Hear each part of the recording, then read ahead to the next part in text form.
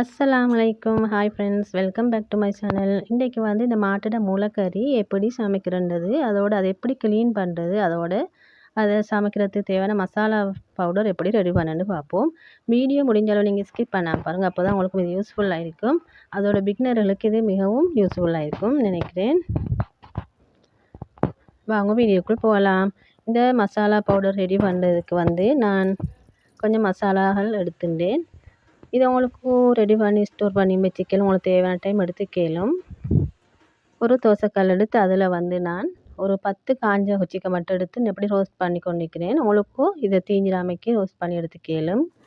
அதோடு இந்த கொத்தமல்லி விதை, மிளகு, சீரகம், நற்சீரகம், பட்டை, கிராம்பு, ஏலக்காய் இதெல்லாம் நான் அளவுகளை டிஸ்கிரிப்ஷனில் தரேன், நீங்கள் பார்த்துக்கோங்க. இதெல்லாம் நல்லா ரோஸ்ட் பண்ணி எடுத்துக்கோங்க. ஆற வச்சு நீங்கள் பவுடர் பண்ணி எடுத்துக்கலாம். இது ஒரு மிக்ஸி ஜாரை போட்டு ஒரு மஞ்சள் ஒரு பிஞ்ச் அளவு போட்டுக்கோங்க. அப்போ இந்த கறிக்கு நீங்கள் மஞ்சள் சேர்க்கவே தேவையில்லை, இந்த பவுடர்லேயே மஞ்சள் இருக்கிறதால. இப்போ இதை நான் வந்து ஒரு கண்டெய்னர் ஒன்றில் போட்டு இப்படி வச்சுட்டேன். இதை வந்து உங்களுக்கு வெண்டி கறிகளுக்கு இறைச்சி அதோட ஈரல் கறி, மாட்டு முளைக்கறி இதுகளுக்கு எடுத்துக்கலாம். வாங்க இதை எப்படி க்ளீன் பண்ணுன்னு பார்ப்போம். நான் வந்து இது ஒரு மாட்டோட மூளை தான் இது. இதை எப்படி க்ளீன் பண்ணுறதுன்னு பார்த்தா, இந்த மூளை வந்து ஒரு கவர் மாதிரி ஒரு பேக்கெட்டில் மாதிரி தான் நிற்கும். இதை நீங்கள் கட் பண்ணி எடுத்துக்கணும். இப்போ வீடியோவில் பார்க்குற மாதிரி அவங்களுக்கும் கட் பண்ணி எடுத்துக்கலாம். ஏன்னா இந்த மூளை வந்து இந்த பேக்கெட்டுக்குள்ளே மாதிரி தான் நிற்குது. எப்படி நீங்கள் இந்த மேலுக்கு உள்ள இந்த பொலித்தீன் மாதிரி உள்ள பேக்கெட்டை நீங்கள் கட் பண்ணி ரிமூவ் பண்ணிடணும்.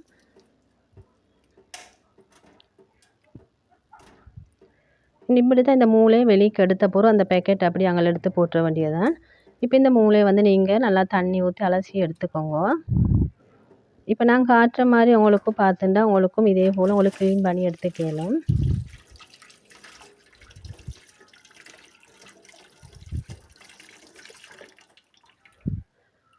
இந்த இதில் வந்து சின்ன நரம்பு மாதிரி சிவப்பு கலருக்கு இருக்கும். பார்த்தால் உங்களுக்கு தெரியும் இந்த பகுதி தான். இதை வந்து நீங்கள் கையாலே ரிமூவ் பண்ணி எடுத்துக்கோங்க. கட்டாயம் நீங்கள் இந்த மூளைக்கறி வந்து க்ளீன் பண்ண சொல்ல இந்த நரம்பு பகுதியை கட்டாயம் நீங்கள் எடுத்து விடணும். என்னப்படி அது கையால் எடுக்க சில அவசரமாகவே எடுத்து பட்டுரும்.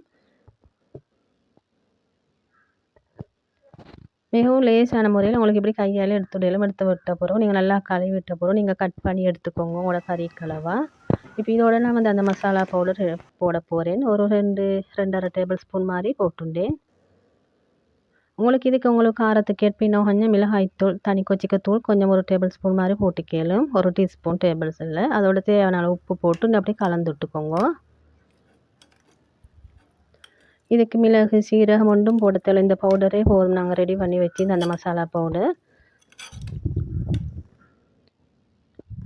இப்போ இது சமைக்கிறதுக்கு வந்து வெங்காயங்கள் வெட்டி எடுத்து வச்சுக்கணும். வெங்காயத்தில் வந்து நான் சின்ன வெங்காயம் சேர்த்துட்டேன். சின்ன வெங்காயம் சேர்த்து செஞ்சு பாருங்கள், நல்லா டேஸ்ட் ஆகிக்கும்.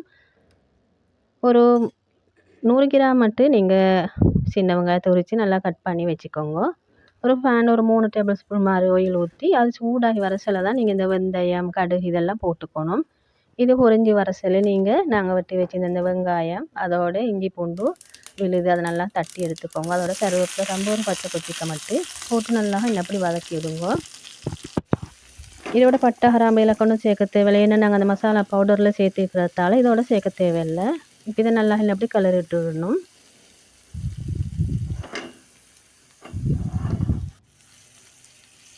இது நல்லா வதங்கி வரசல்ல நீங்கள் எடுத்து வச்சுருந்த அந்த மூளைக்கறியை வந்து இதோட சேர்த்துடணும். உங்களுக்கு 20 நிமிஷத்தில் மட்டும் இந்த மூளைக்கறி உங்களுக்கு சமைச்சு எடுத்துடலாம் டக்குண்டு.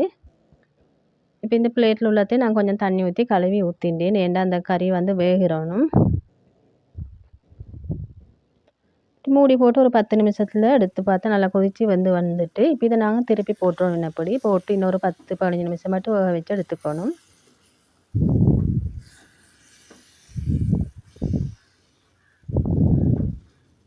இந்த கறி வந்து நல்லா எண்ணெய் பிரிஞ்சு நல்லா வெந்து வந்த பிறகு நீங்கள் இறக்கி எடுத்துக்கலாம். இது வந்து தோசை, பராட்டா அதோட ஒயிட் ரைஸுகளுக்கு ஒரு காம்பினேஷன் கறி தான் இது. இன்ஷால்லா நீங்களும் ட்ரை பண்ணி பாருங்கள். இந்த வீடியோ பிடிச்சிருந்தால் லைக் பண்ணி உங்களை ஃபேமிலி ஃப்ரெண்ட்ஸெல்லாம் ஷேர் பண்ணிக்கோங்க. மறக்காமல் புதுசாக பார்க்குறவங்க சப்ஸ்கிரைப் பண்ணிக்கோங்க. இன்னும் ஒரு வீடியோவில் சந்திக்கும் வரை தேங்க்ஸ் ஃபார் வாட்சிங்.